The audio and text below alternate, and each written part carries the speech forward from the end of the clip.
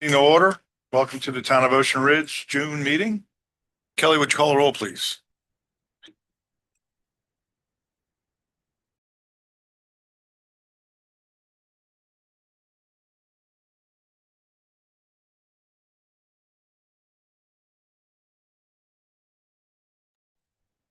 I pledge allegiance to the flag of the United States, to the republic that stands against indivisible, liberty and justice for all. All right. Are there any additions, deletions, or modifications to the agenda? Yes, I would like to introduce something during commissioner comments.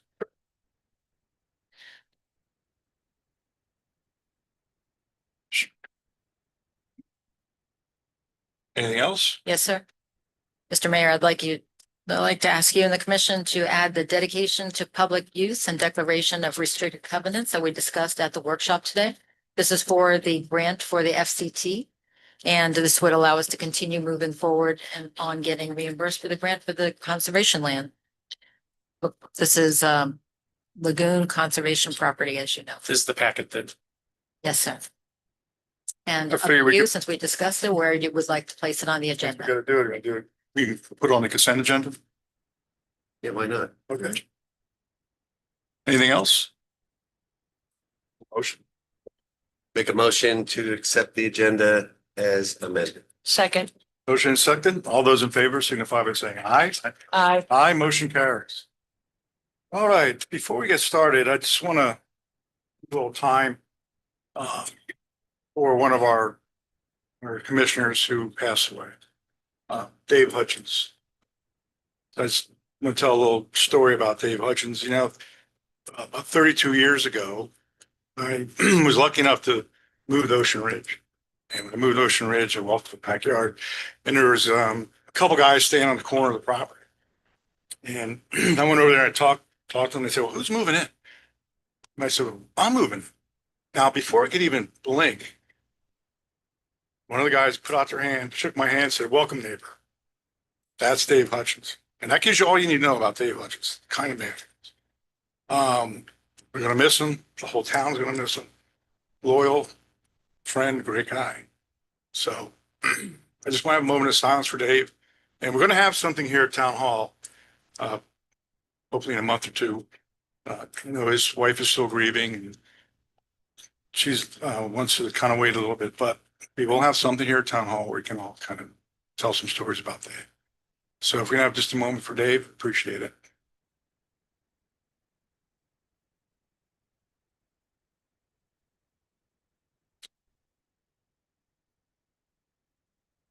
All right, thank you. All right. Let's move on to the presentations and proclamations. We have none. That's a first. All right, the announcements, Kelly. Okay, the meeting schedule for the next month is as follows. The next town commission budget workshop meeting will be July 8th at 2 p.m. The next regular town commission meeting will be Wednesday, July 8th at 6 p.m. The next code enforcement hearing will be July 7th at 10 a.m. The next planning and zoning commission meeting will be on Tuesday, June 16th at 9 a.m. All meetings are held in the commission chambers at Town Hall. Town Hall will be closed Friday, June 19th, 2026 in observance of the Juneteenth holiday. Town Hall will also be closed Friday, July 3rd in observance of the Independence Day holiday. Any residents who wish to sign up to receive important town notifications and news through Text My Gov should sign up on the town's website or call us and we can help you get it taken care of. All right, thank you, Kelly. All right, public comment.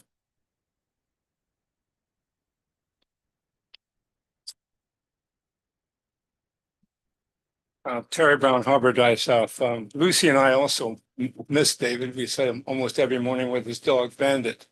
And we did talk to his Donna's sister, who was walking Bandit the other day, and they hadn't really worked out what they're gonna do.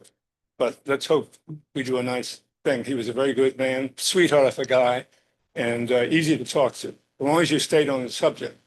If you know what I mean. But what I wanted to ask you, I guess you all know that the DeLorean property has been sold cash, from what I understand, 3.47 million for that shack. And from what I understand, the guy has to keep it like it is and he's going to rehab it as a duplex. And there's a rendering of it flirting around the internet. Have you seen it? It looks cute now, not where it was. So that's going to be better than what's been there for 30 years that just said. He going to have to put a lot of money in it because he's going to be doing more work that's going to, in my opinion, surpass the substantial improvement. That's over 50%. The structure is only rated at about 80,000. So that, according to your code, he would have to bring it into review.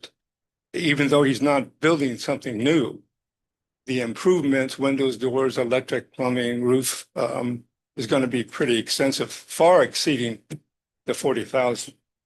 So we look forward to that, even though we think we know what it's going to look like. It does have to go to review. Is that right? Yeah. Okay. I got the right answer.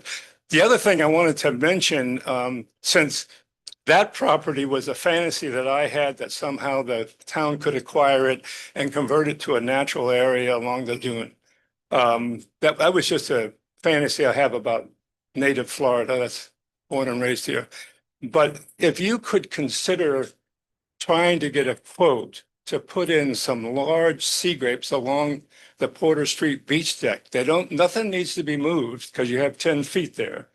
And they're selling, I've seen some, and I've done a little research, some that are 10 and 12 feet tall in big 20, 25 gallon containers. If you put a couple of those in there, we won't have to wait 30 years for those things to grow back. You could think about that. I know you have a budget issue, but there must be some money, and you have a very good contractor, the Delray guy that knows what he's doing. There's other plants you could put in there too, but at least some sea grapes.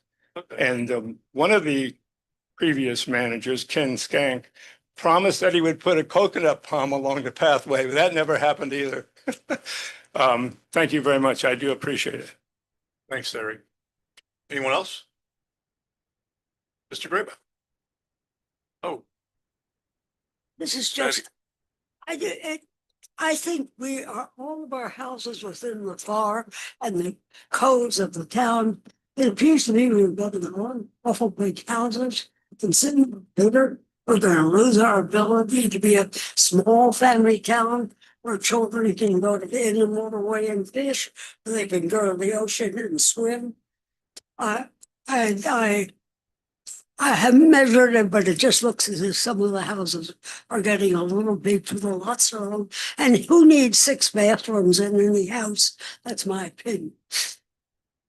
thank you, Betty. Mark?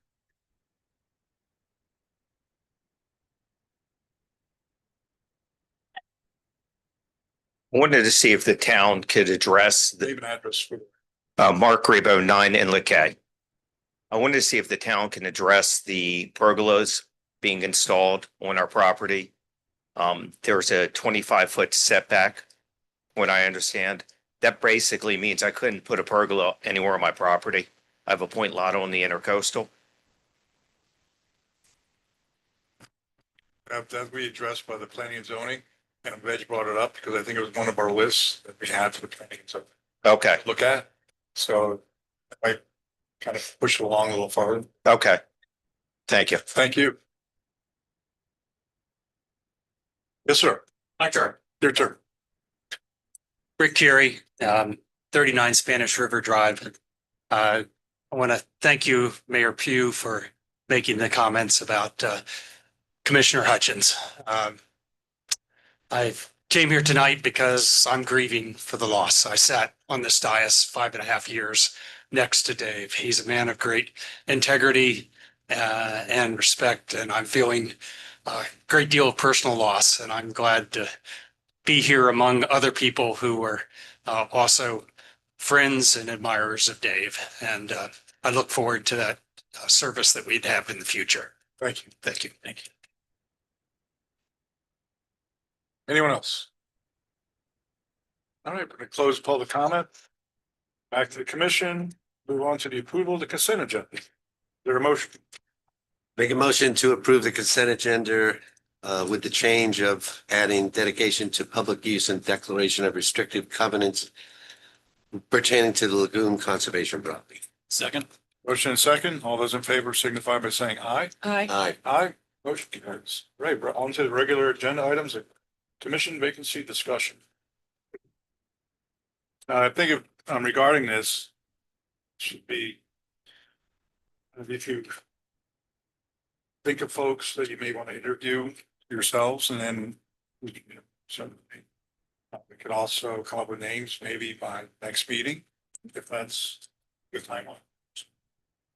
Discuss that. 'Cause what happens is, so everybody knows, the town commission can appoint someone for remaining length of time that is left in the year to the next election. So that person will only serve for between July and next month. At that point, there would be three, on the next elections, there will be three spots up for re-election. That'd be Painter's spot, my spot, and then Dave's spot. So that's the process. Now, we don't have to, as a commission, appoint somebody, but it's up to the rest of the commissioners and what we feel about it, and kind of people we want to see up here supporting the town like they have now. All right, so I guess we can wait till next meeting. And Yep. Okay. Is that about right, Kristen? Just moving on. Going on to the quasi judicial hearing, site plan review of 6849 North Ocean Boulevard. The Ocean.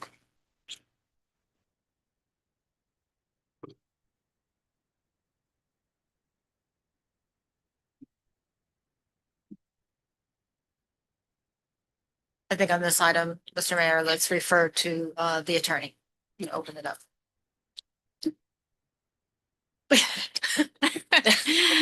Good evening. Thank you. Mr. Mayor, this is a quasi judicial hearing for the site plan review for 6849 North Ocean Boulevard, the Ocean Club. We have with us our town planner, Corey O'Gorman, who'll do a presentation. We also have the town engineer present. And obviously the applicants as present as well, along with our consultants. Since this is a quasi judicial hearing, we'll need to swear in all witnesses and disclose any ex parte communications. So why don't we start with any ex parte communications of any commission members? Meaning any investigation, any conversations with the applicant or staff on this application. No, just by what stuff that we've been given. Okay. Anyone else? No ex parte communications? Okay. So then we can go ahead and proceed with swearing in all witnesses for the hearing. Will anyone wishing to speak on this item, please stand and raise your right hand. Do you swear or affirm to tell the truth, the whole truth, and nothing but the truth? When you are called forward, please state your name and address clearly for the record and whether or not you've been sworn in, and please speak directly into the microphone. Right, so the proceedings are now called to order on agenda number 13. At this time, any ex parte should either be disclosed by identifying the subject of the communication, identity of the person, group, or entity to whom the commission took place, or any correspondence may be provided to the town clerk and made part of the public record. That's what you guys just did. Yeah. That was on my cue card. All right, so we will then proceed with the hearing on this matter. Will town clerks please swear the witnesses? Just did that. Again, Yep. you should have crossed out. I didn't think she was gonna go that fast. I mean, see, she's got all marked in green where I have to say something. All right. Okay. The town staff will now make its presentation on this matter. Lori?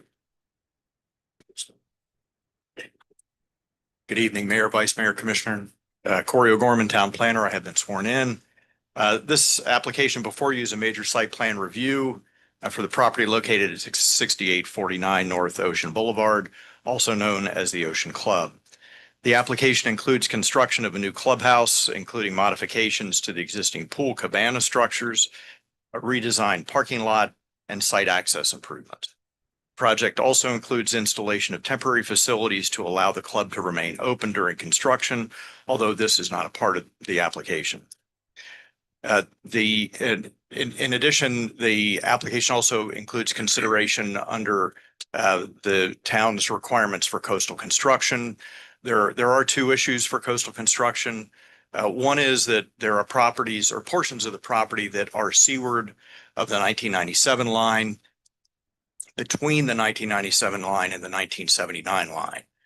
Those are areas that are subject to review by the Department of Environmental Protection and under the town's code, so long as the construction doesn't impact the integrity of the dunes. And once the project is approved, the town can provide correspondence to the DEP that the project does comply with the town regulations. Improvements that are seaward of the 1979 line are not permitted to excavate anything at all, are not allowed to have any impact on the dunes. And that's where the temporary facilities would be located that would include a tent and serving area, essentially the temporary clubhouse. That is not part of the application because it's not part of the site plan review. However, since there are no impacts on the dune, I'm just pointing out that the project also complies with those requirements. The application was considered by the Planning and Zoning Board at their hearing on May 19th, at which time Planning and Zoning recommended approval. The staff report provides a review of applicable regulations, including those on or under the RHM zoning district in which the property is located, parking requirements, landscape requirements, and the coastal construction. The application is in compliance with the code requirements, and as such, the staff recommendation is for approval. That concludes my presentation. I'm happy to try to answer any questions. The town engineer is here to answer any questions as well, and I'm sure you'll see a presentation by the applicant.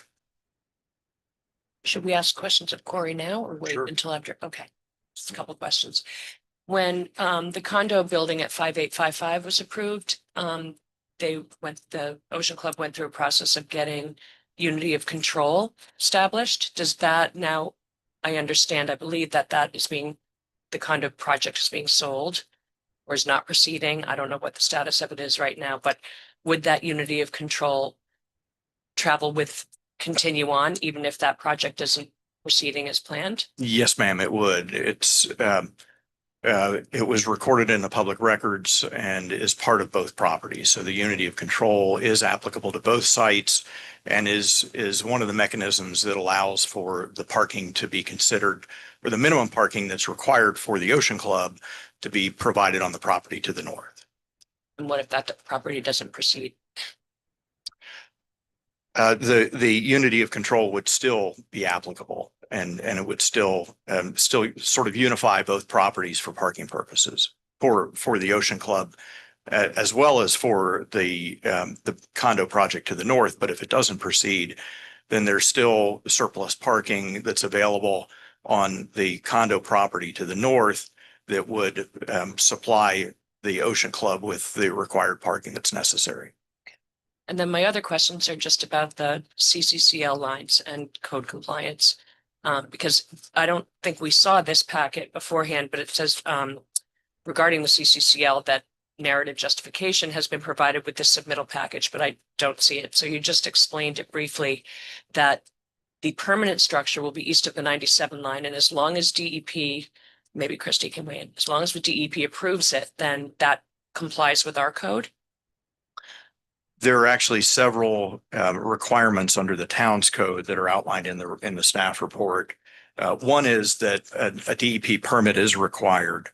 The others are that no building permit should be issued where excavation, filling, or removal, or the covering or destruction of natural vegetation resulting in erosion, inundation of surrounding beaches, or endangerment to public safety.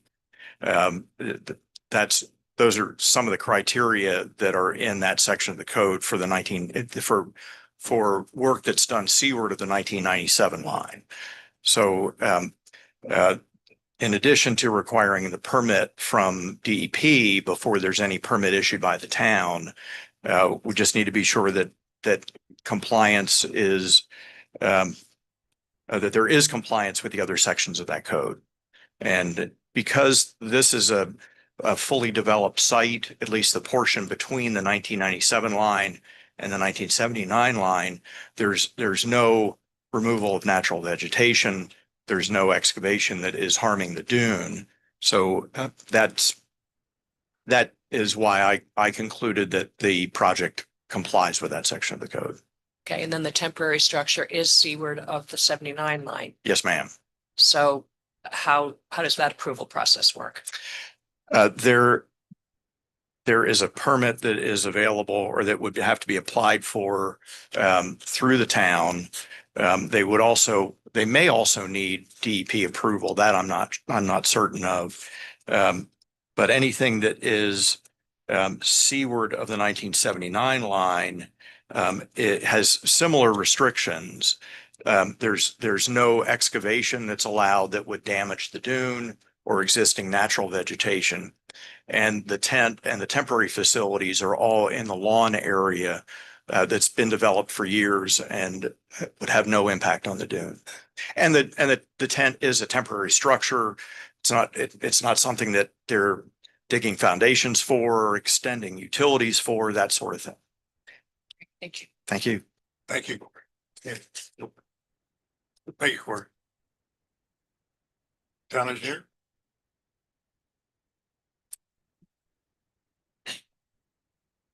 Good evening, Orlando Rubio, Craig Smith and Associates. Work address is 1425 East Newport Center Drive. So we've looked at the civil plans, we've reviewed the drainage plans, calculations, the supporting geotechnical data. And we believe the project is in compliance with the town code and can move forward. Pending reviews from the utilities that are going to be utilized for water and sewer. And then the additional comments that any things that come up during the building permit review will address with the permitting. Right. So any questions for the? It's been through P&Z. Yes, Thank you. thank you. About the building commission. Yeah. At At this point, this time, any other member of the public who wishes to submit relevant information to the commission may come forward and speak for a maximum of 3 minutes. Please indicate whether you are for or against the project or neither for or against the project. Mr. Mayor, do we probably want to hear from the applicant before we get to Public comment. public comment? Applicant.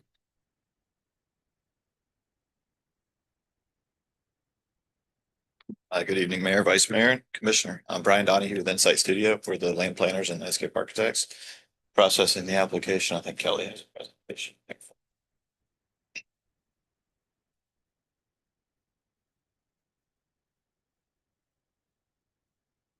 Thanks.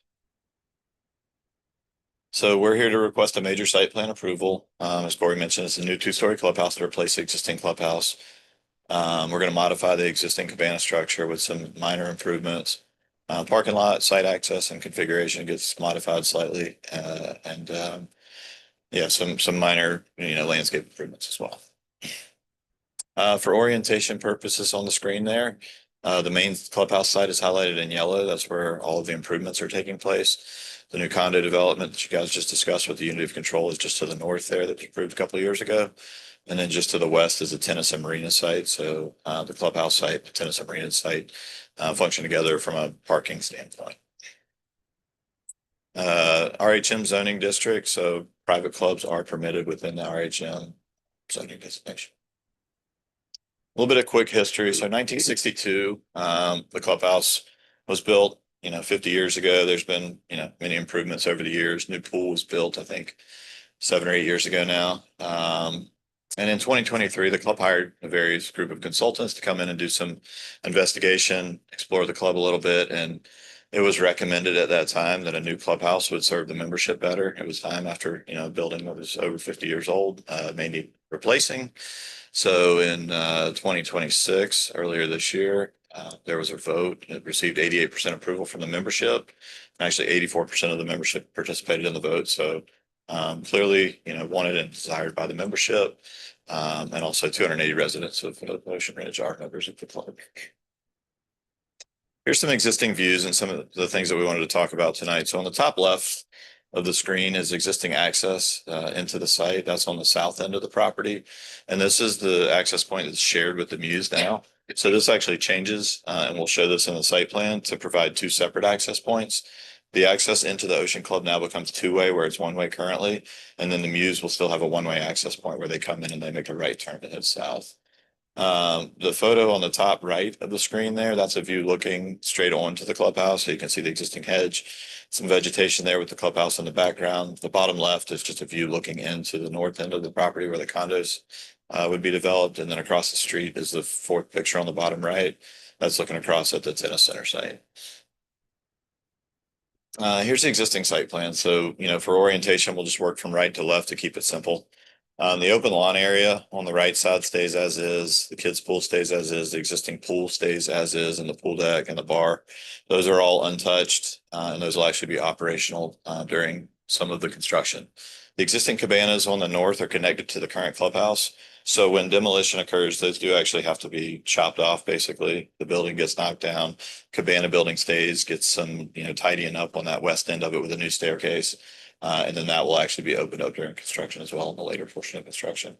So then as you move west, the new clubhouse building, you can see highlighted there, all new parking lot, new valet drop off. So as I mentioned, the site ingress and egress location that you see on the far west side of the screen, that'll actually be two-way now. So members can come in and out of there. The access point moved to the north. So again, those two accesses are separated. The Muse has a separate access point and the Ocean Club has its own access. You now have a row of parking on the south edge there and the required 5-foot landscape buffer in that location. And then you have two-way parking on the far west portion of the site and then a one-way drop off through the valet area. For site circulation, maybe jump to the next slide, Kelly. This is just a detailed site plan. One more, please. So the red highlight there shows an accessible route to the front of the building. Basically, anybody that's on the other side of the site can make their way across, up to the crosswalk, down, and then there's now a ramp that was added. This actually came up on the condo project a couple of years ago, that there was no real accessible way to the front door of the club from the right of way. So now we're providing an accessible ramp there in the right of way. That's already actually been vetted with DOT. There was conversations early on about potentially moving the crosswalk closer to the intersection. DOT preferred the mid-block intersection there. So we do have pre-approval from FDOT for that pedestrian access point. And then vehicular circulation goes north-south on the west side of the site. It can go both ways there. You see the ingress and egress into the site. And then as you move to the east, the other green line is the one-way north access for valet drop-off. This photo shows the existing conditions at that crosswalk. So the one on the left is showing the access, or I'm sorry, the connection to the tennis center. There's already a little pathway that connects through the landscaping to the parking lot, comes across from the public right-of-way sidewalk there, and then over to the Ocean Club site. From there, you can make your way up the stairs. And then now we're going to be extending what's not in the picture, a sidewalk that's going to continue down to the south. And then that's going to be where the accessible ramp is going to be added in the right-of-way. This is just a quick excerpt. We already talked about it, but the parcels have been unified through unity of control. And that actually just gives some flexibility with parking and development regulations on that interior setback. Parking, so we're required 85 parking spaces. That calculation is based on seating. So the code says you need one space per 3 seats, and then also one per 25 employees. So that puts us at a ratio of about 85 spaces. We're proposing 96-43 in the main lot. I think there's 44-45 now, so they're losing 1 or 2 in the main lot. The north condo has 12 that are shared, and then we have 41 on the tennis parcel. And those north condo spaces they're currently there, and then when the condo's constructed, there's an easement that's shared access and parking. They'll be in place. I'll talk quickly about the landscaping and then I'll turn it over to Peacock and Lewis to discuss the architectural design of the building. So from the right of way now, we'll have a new Clusia hedge there with the existing retaining wall. And then beyond that, we've got some Christmas palms there to kind of break up the elevation of the building. Kelly, you can flip to the next one. And then as you move closer into the site, we've got silver buttonwood trees as our canopy trees. We've got some Alexander palms accenting the architecture, some bougainvillea and a little bit of colorful plantings there at the front of the building.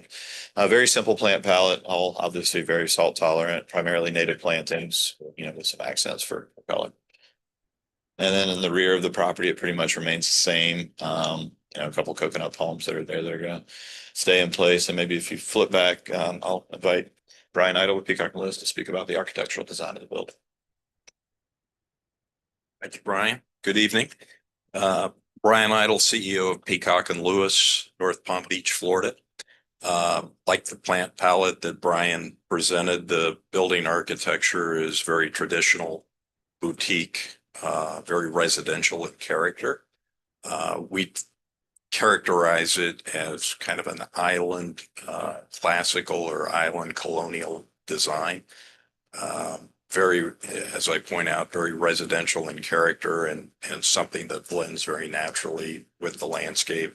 A building that is designed in a true architectural style like this, had it been on this site 100 or so years ago, those transoms would open up, the sea breezes would blow through to cool the occupants. And so you can see on the front, the streetscape is somewhat of punched openings on the backside or the ocean facade, a lot more glass, a lot more visual connection to the ocean and to the pool in a short view and then the ocean in a long view. We brought back one of the original designs that the building had when it was constructed, and that was the ability to engage the outdoor environment from the upper level. The original building had a continuous covered terrace along the backside, and over the years it was filled in to take care of the needs of the members to have more seating inside. So we're going to introduce that element back. We are going to introduce a design element that is very popular in many homes and buildings of today, and the ability to open some of those exterior walls. So on the very nice days where the sea breezes aren't too stiff coming on shore, we're going to open the outside of the building to that outdoor covered terrace, and so the occupants can enjoy the beautiful environment that this site provides. Again, a very honest expression of construction. The outlookers on the deep set overhangs were reflective of the design. Again, hundreds of years ago, where those would have been the authentic purlins that supported the roofing.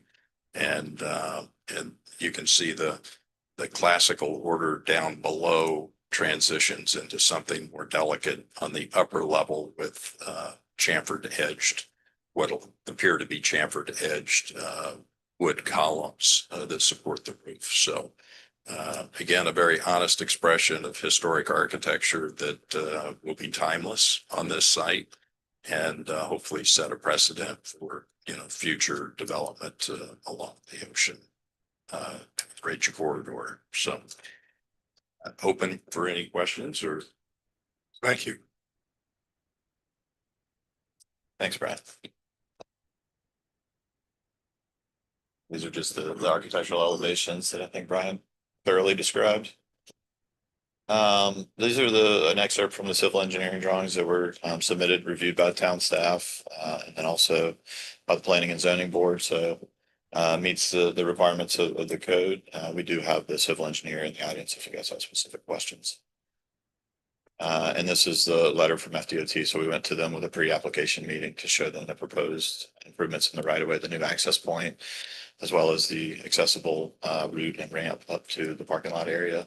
So that has pre-approval as well. And then just talk quickly about temporary facilities. I know there were a couple questions. We can run through it. Again, starting from the east, moving to the west. So you can see the kitchen and dining tent labeled there. Those are the primary, functions that are going to be utilized by the membership and staff. Those are going to be located on the existing lawn. So as Corey mentioned, no, impact on the dune or native vegetation, existing ecology. It's going to be on a St. Augustine lawn that's been there. So it's not going to encroach on the dune at all. It is east of the coastal construction setback line, but you read the code, it's pretty clear that, anything that does not have impacts, can be allowed, and it's approved at the building permit level. Member restrooms as well as staff restrooms. And then to point out, you can kind of see the screens bisected there with a darker red line. So that's going to be a construction barrier. That's going to be like a permanent wall, like a wooden wall that's built there that separates construction from member areas, to clearly delineate, where the construction activity occurs. For a member that comes here, they're going to pull into the blue area. That's going to be the valet drop off. There's a little roundabout there that's been created. That'll hold approximately 15 to 20 cars based on our calculations. So shouldn't have any issues with stacking or backup there. And then the member would get off at the valet kiosk area, and then that purple path that Kelly's highlighting shows the member access path. They're going to do like a scaffolding with protective walls and fencing on both sides to keep the members, safe and out of the construction zone. And then that'll lead, past the construction wall that's there. The area highlighted in yellow, fortunately, we're building a brand new parking lot. So we have a lot of construction staging. It really works out well that the existing parking lot is going to be able to be turned over completely to the contractor for construction staging. And then there's going to be temporary construction access points. So you have one that's going to go out to the right of way, and then one that will also go to the north. And staff did recommend approval of the project. It's just an excerpt from their staff report. And we received unanimous recommendation for approval from the Planning and Zoning Board a couple weeks ago. So thank you. We're here to answer any questions. Thank you. Any questions? I just have two. Sure. Completion estimate? For construction? Yeah, for the whole project. Of this year, what? October. No, 28. 28. Of 2028? 2028. Wow. And how much traffic disturbance do you think there'll be during construction? I mean, fortunately, because we have so much space on site, I think it'll be pretty different than what you see a lot of the other stuff in town where you're building on a small lot. We're building on, a project that's multiple acres. So I think traffic will be, primarily contained internal to the site. So, all the loading and unloading will happen in the construction phase of the area. Correct. Thank you. So the kitchen and the restrooms that are going to be part of the temporary under the tent, how are you getting the plumbing and electric out there?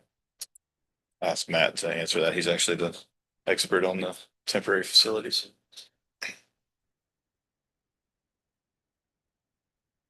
Kelly, I've been swearing. Wait, the swearing. I did not. Yeah, I'm sorry. I'm Matt Kazaya with Kazaya Construction Management. I'm the owner's rep, project manager.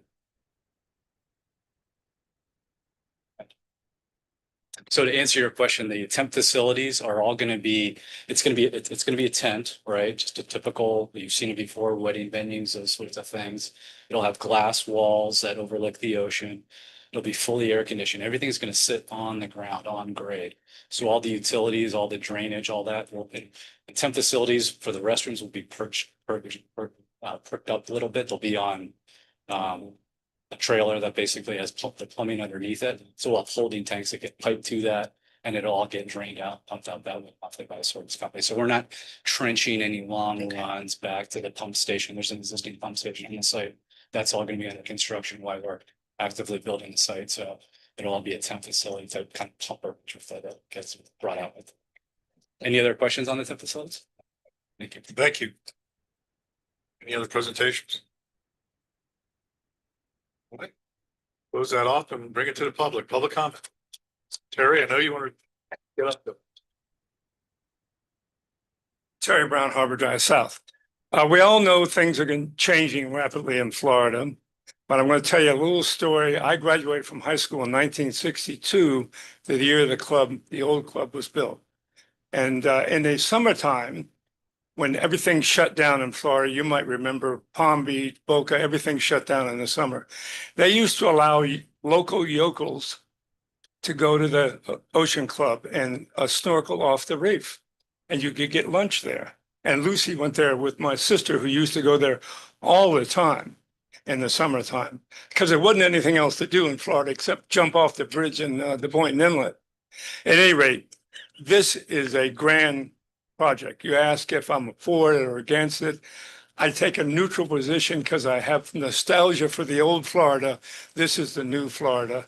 And the only other thing that I had a concern about was as Commissioner Cos mentioned, is a condo and this club going to be building at the same exact time? Are they going to wait 3 years when this is done and then they're going to go and do the condos? Because that's going to be a massive traffic problem, construction vehicles. I know they're supposed to try to find a spot off-site. So that's something that the town needs to be concerned about. And the only other thing that I was concerned about was the handicap ramp. And they did put one in there. And I assume that the handicap parking in front of the building meets code based on the load of the building. Thank you very much. Thank you, Terry. Betty?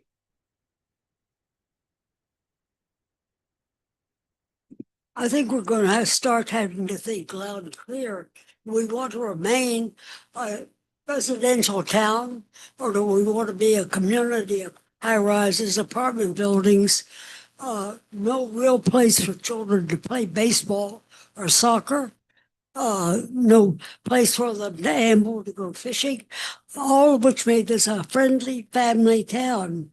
And I sort of would hate to lose that atmosphere. Thank you, Ben. Any other public comment? Thank you for the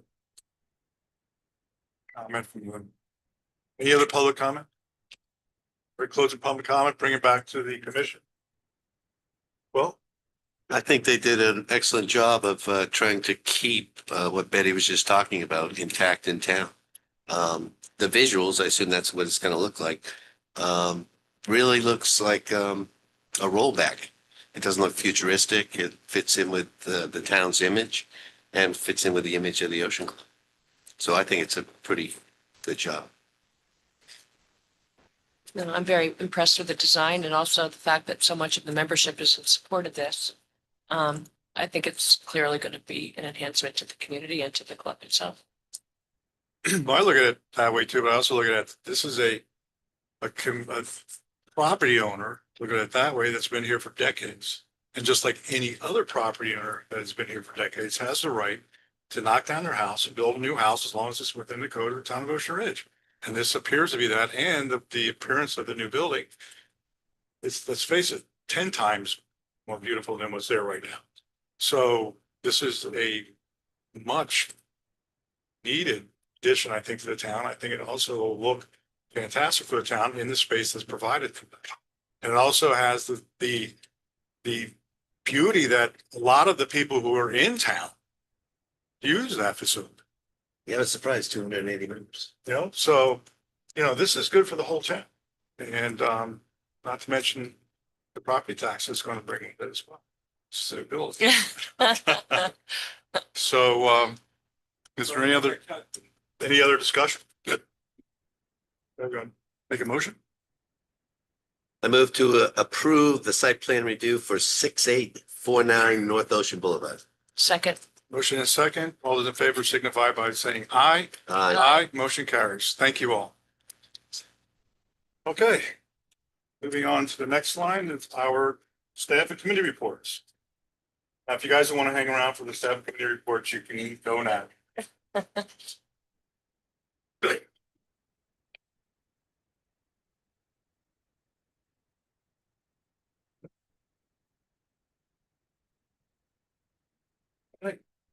Michelle?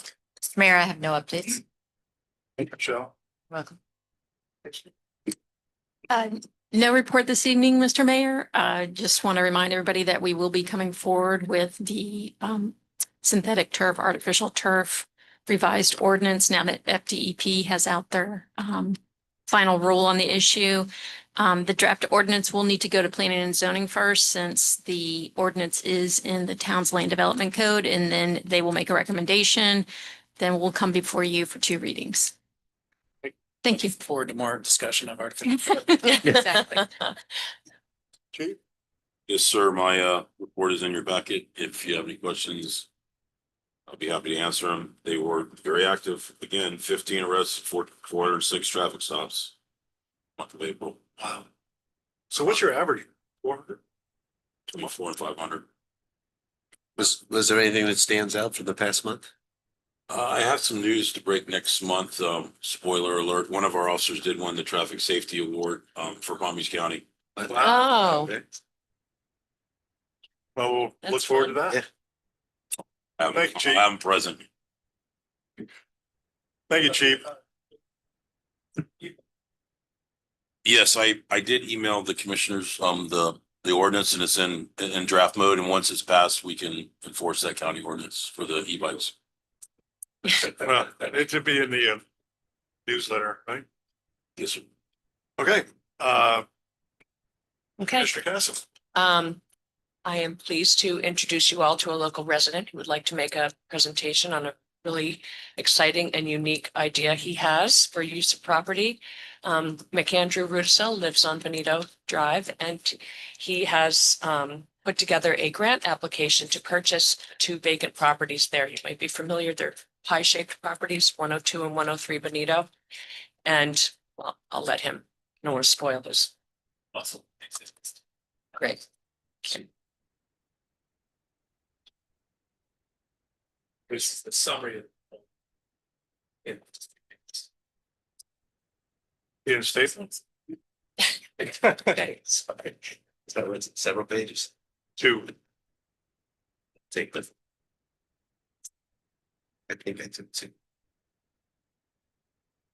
So as Carolyn said, I live at 110 Benito Drive and my name is McAndrew Rudisill.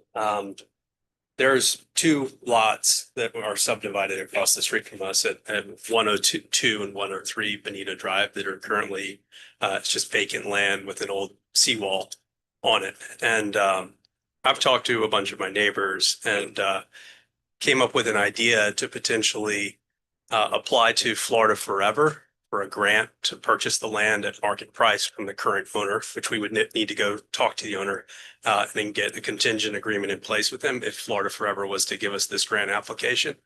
And then if they did, we'd buy the land, and as part of the grant application, there would be proposal to re-landscape the property to turn it into a sort of natural vegetation area, turn it into a conservation area, rehabilitate the seawall, and kind of take it back to a more natural state so that it becomes a conservation property in the neighborhood and it's not developed into 2 houses. And I'm willing to put in the capital to do the vegetation rehabilitation if the state gives us the grant to buy the property.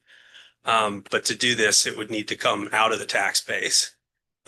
We would need to partner with the town to make the application because that's part of the application process is I would be the proponent of the application, but you have to partner with the town to make this application. You all would get control, or the town would get control of the current pipeline easement for the drainage that goes back to the intercoastal. That would just be a permanent easement on the property. And then over the long term, my request would be that the town does manage the vegetation, but we would put vegetation in place that doesn't require, constant maintenance. We're thinking about palm trees, natural vegetation, and just a place for kind of like the natural flora and fauna of the area to exist and just be a public conservation space. And that's the general proposal. I would handle making the application to Florida Forever. We need to get the application in this summer, and then we would get an answer by September the 15th. And if that was the case, I think we could go through with the landscape development in the fall or winter of next year.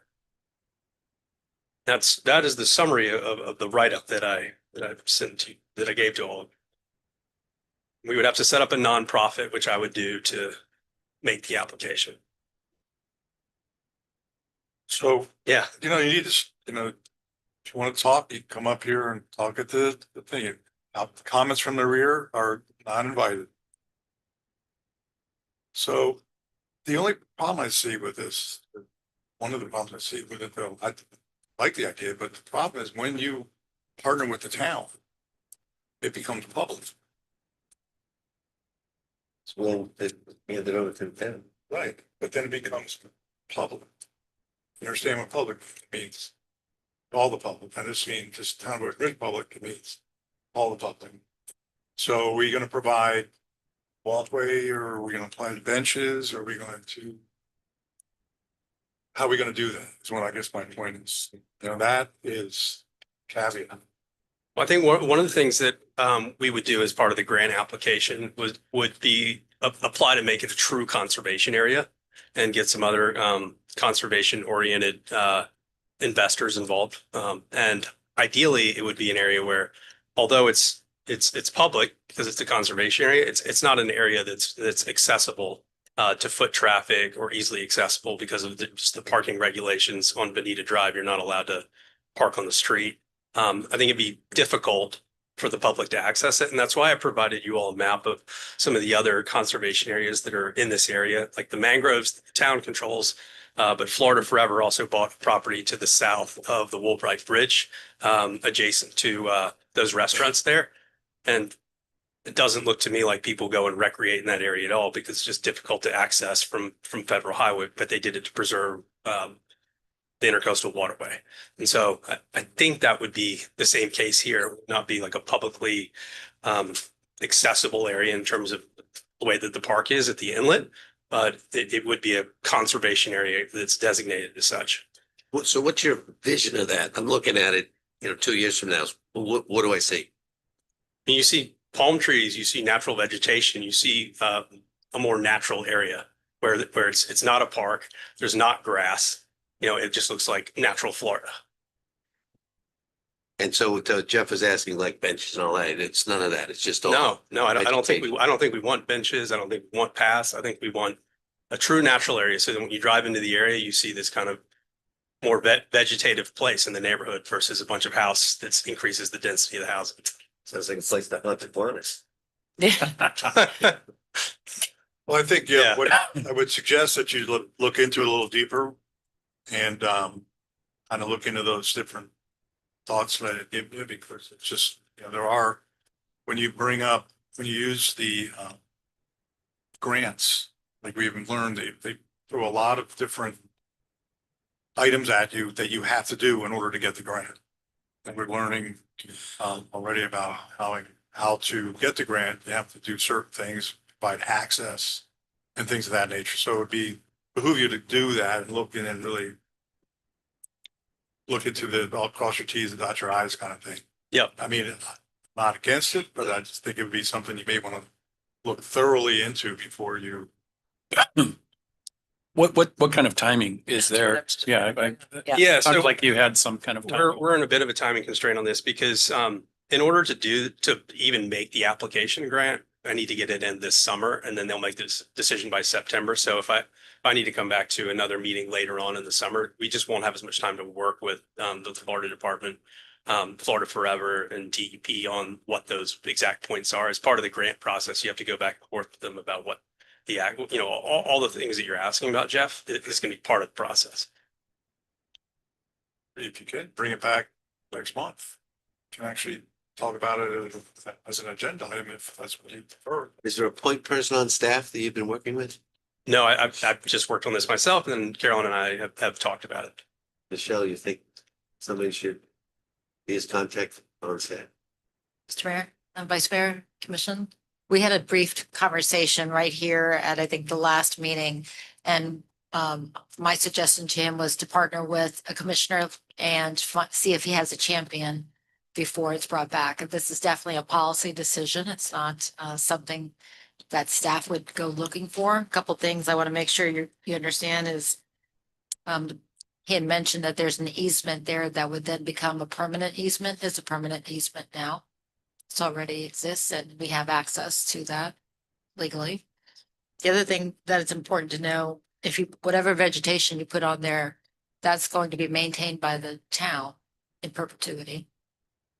If you remove a seawall, the complications that come along with that, and you see the shape of it. Yep. So as the water comes in and inundates that area, you will be continuously dealing with an area that is eroding between two homes. Yeah, we would need to put in a new seawall, just to be clear, or cap the existing one. Who's we? The grant and myself. Could be part of the whole package. Yeah. Yeah. And just, these two properties are They're for sale right now. They're owned by a developer in Delray who bought them to flip them. He's marketing them as property with approved plans, but they're not approved plans. And actually, I watched the PNC meeting where at 103, where they made their application last October. And they were asked to come back with making some changes, and they haven't been back yet. So I would then refer to the attorney just for anything that I'm not seeing, but my thought on Florida Forever, typically they need a letter of intent to sell from whoever owns the property, which obviously is us. We do know those two pieces of property are currently in our system for being developed. They are listed for sale, but they also are going through our process. And so as staff members, I'm sure that we'll hear from the people that own that property as well if we start to work on something too early. So I would just take a look over to our town attorney and make sure she keeps us all out of trouble.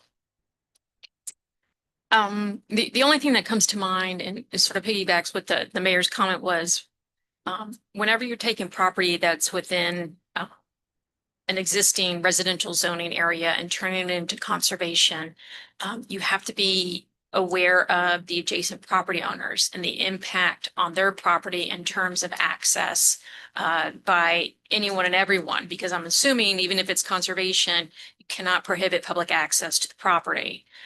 So for the nearby property owners, one thing you may want to consider is some type of letter of support that they would be in support of turning these properties into conservation areas. So that's something to think about.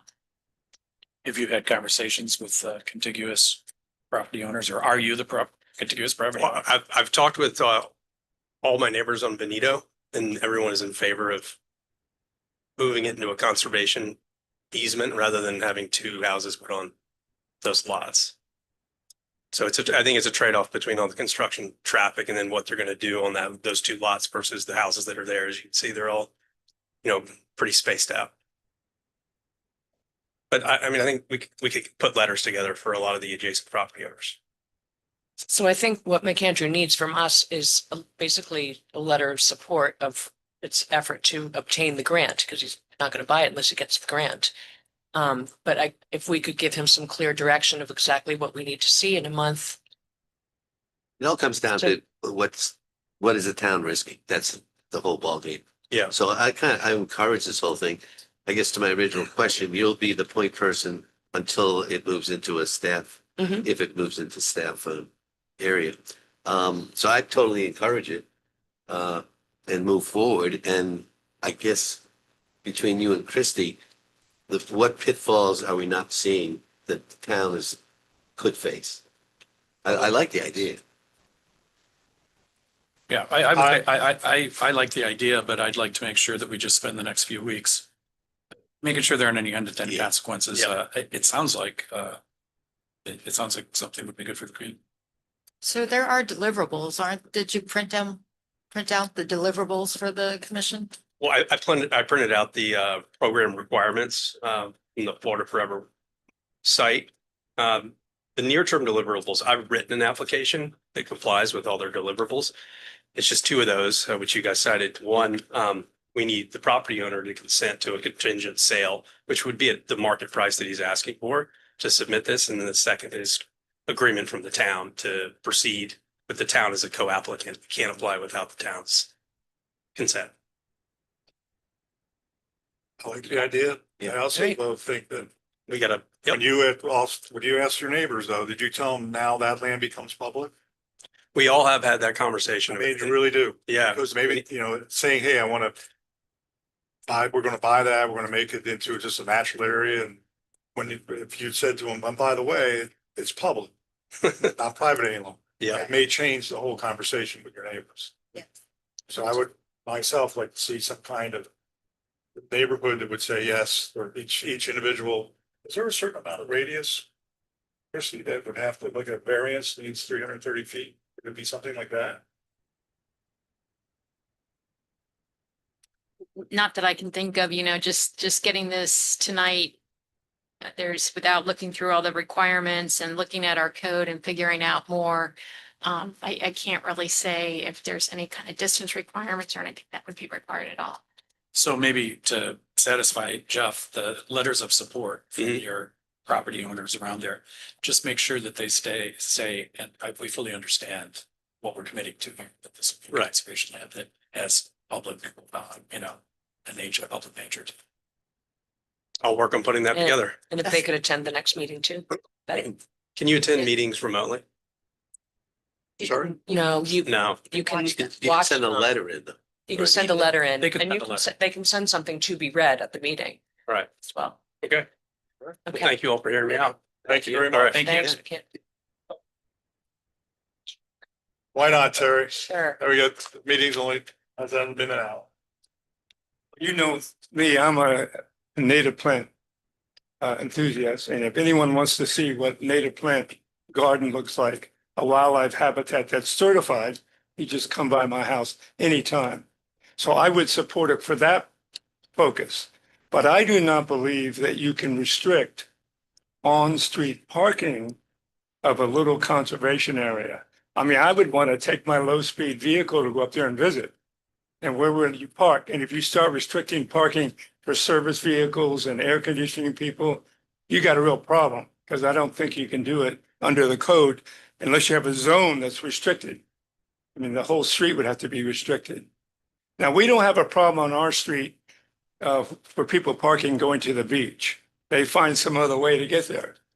But that would be my concern. As far as the conservation concept, I would support it. But I'd want to visit it, like Pan's Gardens in Palm Beach.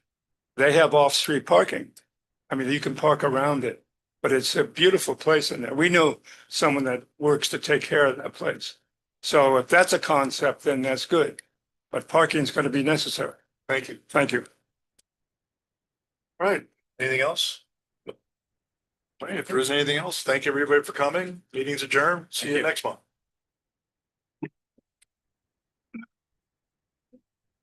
Are you good at reading these stuff? Hey, Shield, you heard about the pergolas, right?